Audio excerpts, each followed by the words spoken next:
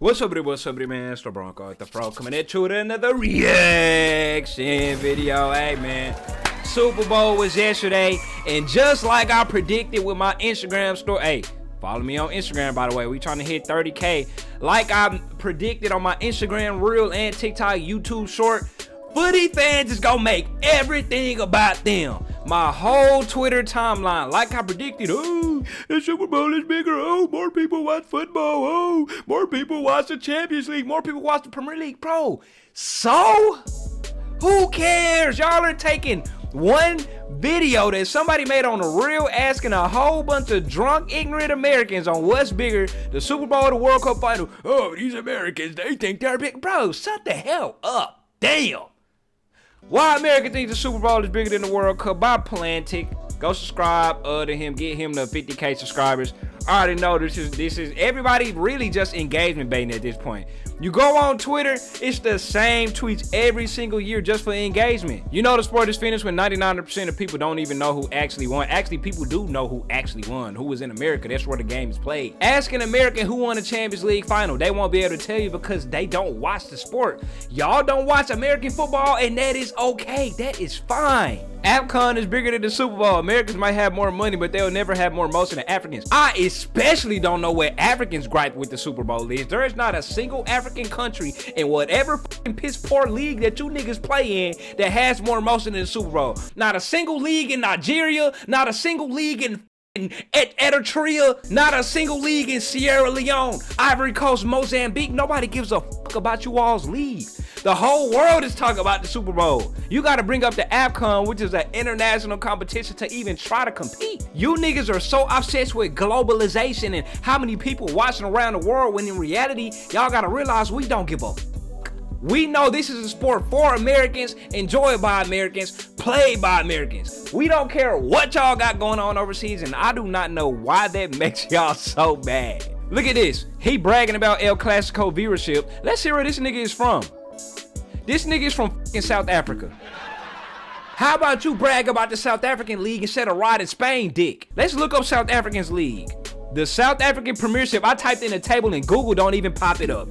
That's how irrelevant your league is. Don't dick ride Spain, you ride behind your league. But anyway, let's go ahead and dive into the video. Why American thinks the Super Bowl is bigger than the World Cup, which is the whole video is gonna be based off of a damn TikTok that's interviewing random ignorant people that's drunk at a bar. Let's see what goes down. What would you say is bigger, the Super Bowl or the World Cup final? The Super Bowl. You know, the fan base is bigger. It's the gladiator sport of the current Look who they interviewing and look who y'all basing the whole population on, bro. This is the toughest game. This is the hardest game you'll ever play. I would say the Super Bowl. Get hit by a bus. These are country bumpkins that does not get out of a small country town. You like, oh, this older. Do y'all realize how big America is?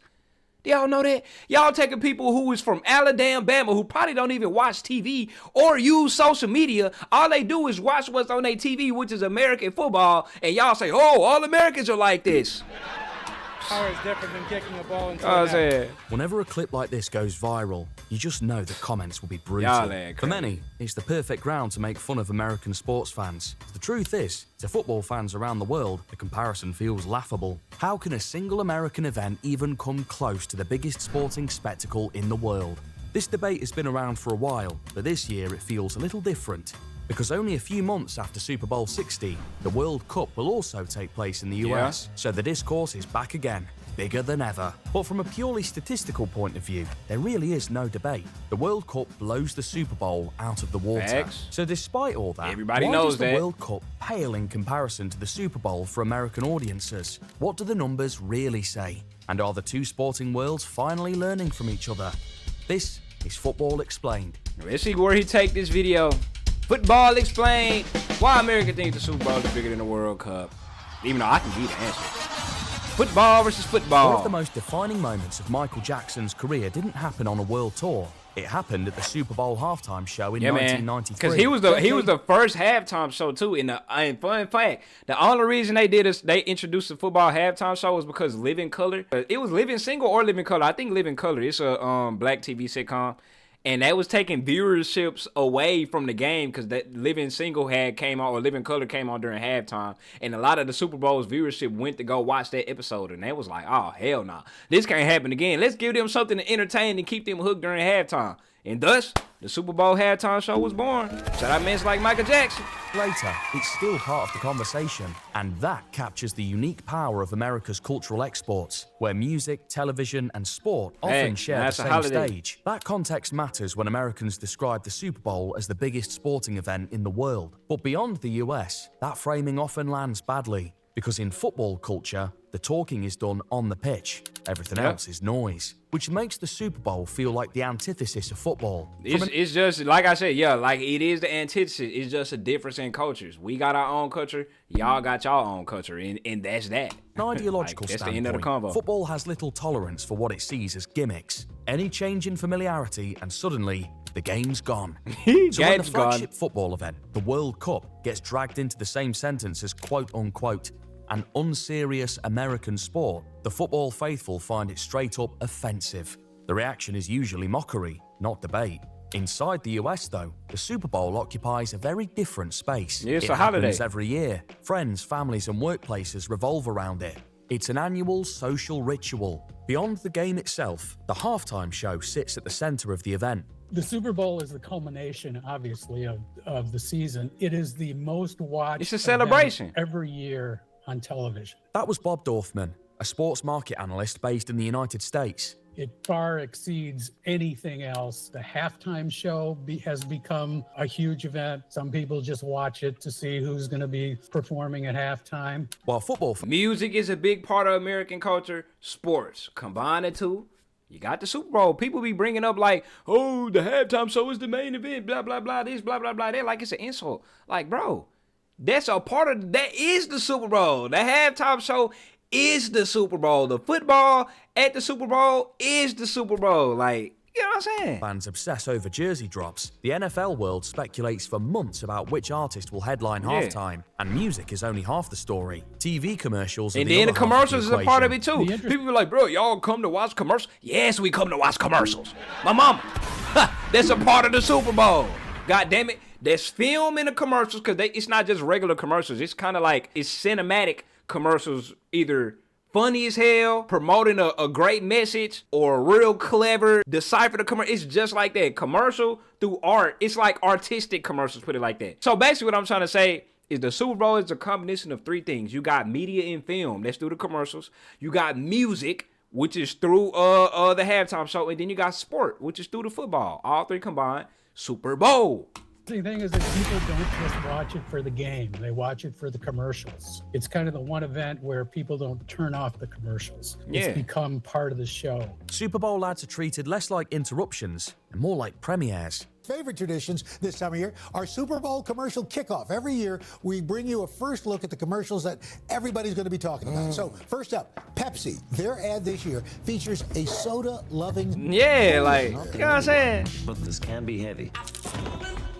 A 30-second commercial during Super Bowl 60 costs about $8 million on average. Some companies could go on to pay $10 million or more. In comparison, football's continuous format leaves little room for in-game commercials. Excuse me. Again, apples and oranges here, but the advertising revenue for football is far less concentrated and far less lucrative than the Super Bowls. These ads, like the halftime shows themselves, have become cultural landmarks, not just in America, but globally. In fact, the attention of Super Bowl is so lucrative that the halftime artists don't even get paid for their performances. Yeah, they don't. And yet, it's all about the exposure or trying to send your message that you send through, or if you're going on tour, it's just like, you know, letting people know that the tour is coming up because the whole country gonna be watching. Like the whole country, if they didn't know who Bad Bunny was before, they know who the hell Bad Bunny is now. Shout out Bad Bunny. That halftime show was live to me, even though I ain't know what you were saying. The World Cup still eclipses the Super Bowl by a long shot.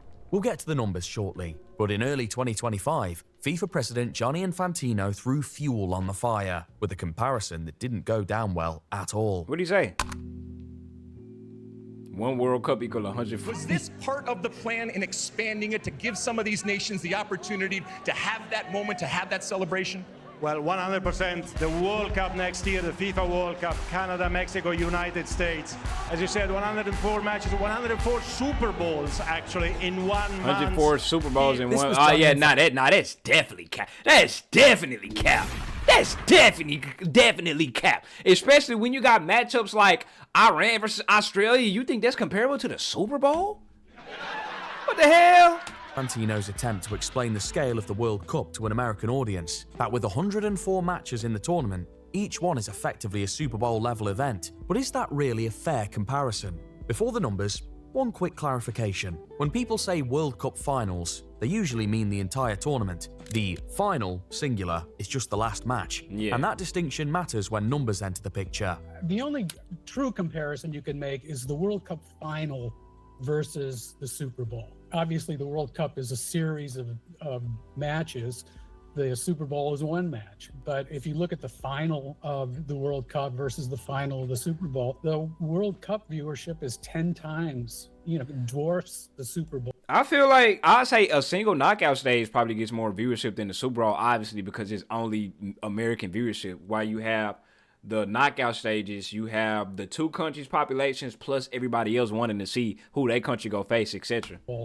In terms of importance and viewership. Let's take a look at the top 5 most watched games in Qatar 2022. Argentina versus France in the World Cup final drew an average live audience of 570.8 million people. These are not cumulative totals. These are people watching the same match at the same time. Even though y'all be pushing the viewership number up, I done seen 4 billion through around. I done seen 2 billion. Like, come on, bro. I don't even be addressing that when y'all be dragging in these billions and stuff. I don't even say nothing about that. I just let y'all do what y'all do. Obviously, you can't account for who at the bars. You can't count every individual person at the bars watching it, but compare that to the Super Bowl. Super Bowl 59 averaged 127.7 million viewers in the United States. Yep. With a population of 342 million, that means over 37% of the country was tuned into a single game. So, it makes sense why the Super Bowl feels enormous inside America. But globally, in 2022, the world's population stood at roughly 8 billion. Yeah, we already know this. 7% of the entire planet watched the World Cup final live. That's it for a second.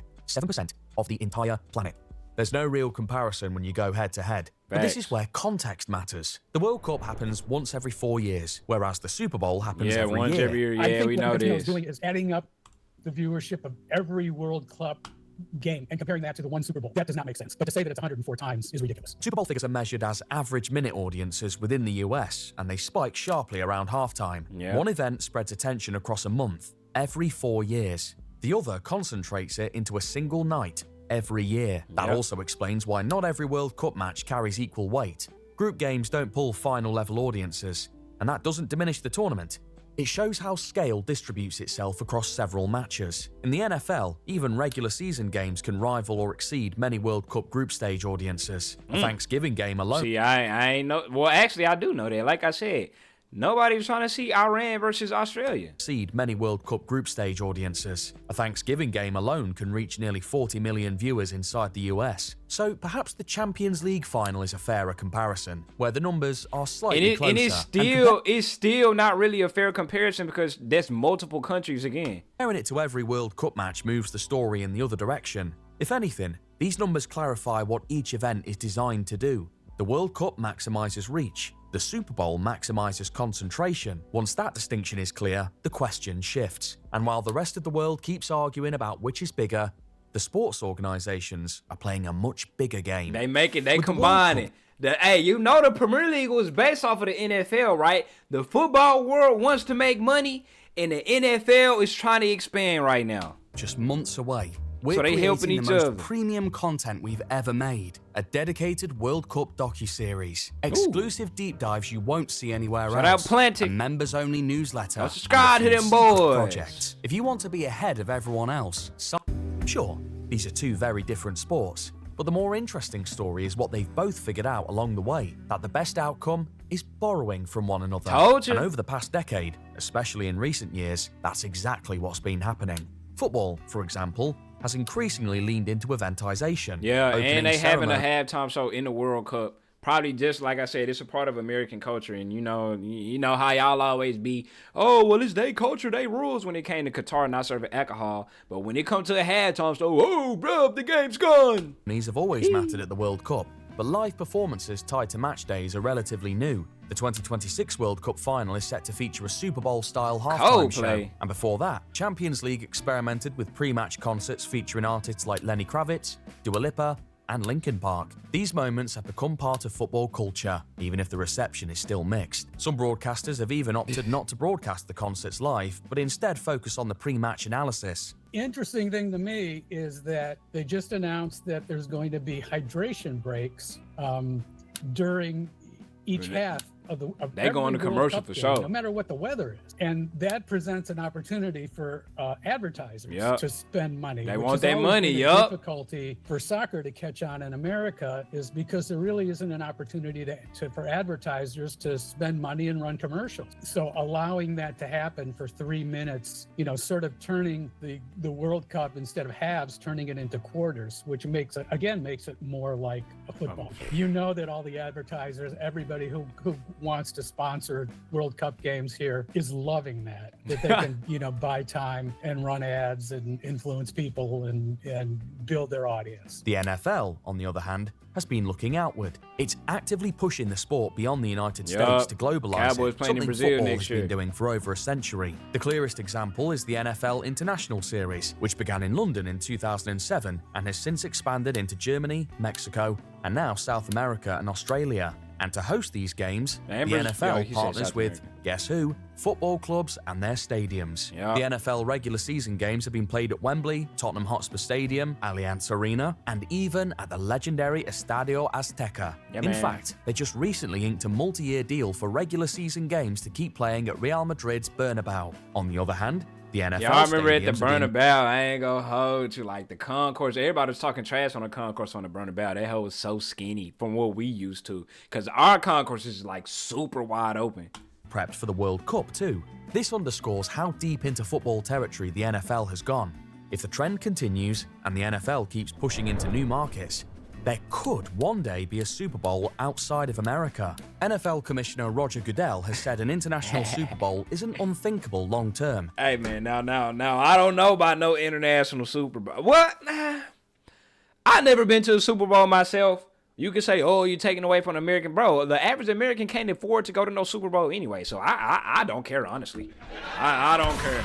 Especially if the league ever adds a team outside the US. But even then, this comparison may never truly fade. And maybe that's the wrong question to even begin with. Because despite everything, the World Cup might always be the biggest sporting event on Earth. That part isn't up for debate. But the Super Bowl proves something important. That when you create a sense of belonging and build a strong culture, you will get fandom that will last generations. Exactly. We built our own thing. We built our own culture. We built our own sport and traditions, and people is mad. People around the world is mad. Are y'all jealous or something? Are y'all jealous y'all don't have y'all own strong culture and traditions like we got, and all of y'all share the same sport? Is y'all mad about that? We got our own sport. Nothing else matters. So, perhaps, at their core, the two sports might be more alike than they are different.